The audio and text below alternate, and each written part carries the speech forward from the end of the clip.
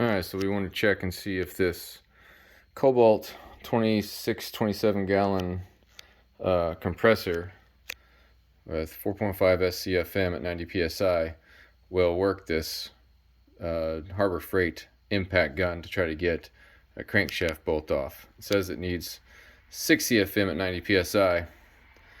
So we're at, let's see,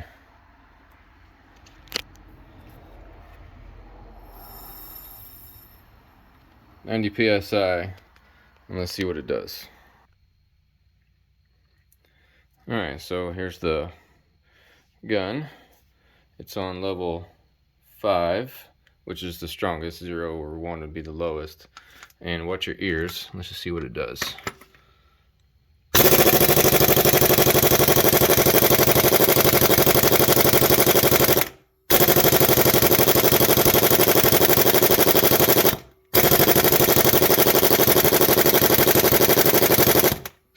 Not even budging. So I guess the answer is no. It will not work to get the crank bolt off. Not enough power.